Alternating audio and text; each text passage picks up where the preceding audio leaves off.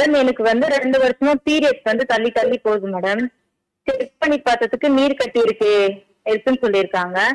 இப்ப அதுக்கு மருந்து எடுத்துட்டு தான் இருக்கேன். பீரியட்ஸ் வந்து சரியா எவ்வளவு நாள் கேப் இருக்கும் ஒரு பீரியட்ஸுக்கு? ஒரு 2 மாசம் அந்த மாரி. சரி, எவ்வளவு நாள் ப்ளீடிங் இருக்கு? ஒரு 4 நாள் அந்த மாரி. அதுவும் லைட்டா தான் ஆகுற மாரி இருக்கு மேடம். சரி, ஓகே.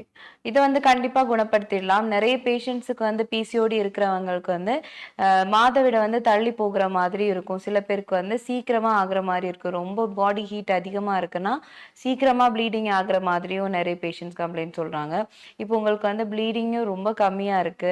மாதவிடாயும் வந்து தள்ளி போகுற மாரி இருக்குன்னா, உடம்புல வாதமும் ரொம்ப அதிகமா இருக்கு அப்படின்றதுனால தான் ப்ளீடிங்கும் உங்களுக்கு வந்து கம்மியா இருக்குது. ஸோ இத வந்து சரி பண்றதுக்கு நம்ம ஆர்ஜிஆர் மருத்துவமனையில வஸ்தி அப்படின்ற ஒரு ட்ரீட்மெண்ட் இருக்கு. ஸ்நேகவஸ்தியா இருந்தாலும், கஷாயவஸ்தியா இருந்தாலும் இந்த மாரி எனிமா தெரப்பி குடுக்கும்போது, உள்ளே உடம்பில இருக்கிற வாதம் எல்லாமே வந்து ஃபுல்லாவே கிளியர் ஆயி, மோஷன் வழியாவே வெளியில வர ஆரம்பிக்குது.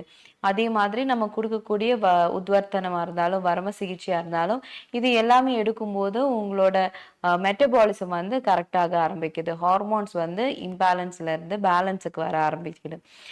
இதோடு சேர்த்து நம்ம சொல்றபடி நீங்க டயட், எக்சர்சைஸ் எல்லாம் மெயின்டெயின் பண்ணிட்டு வந்தீங்கன்னா, கண்டிப்பா இத வந்து ஒரு 3 மாசத்திலேயே குணப்படுத்த முடியும். இதுக்கப்புறம் நீங்க எந்த மெடிசினும் எடுக்க தேவை இருக்காது.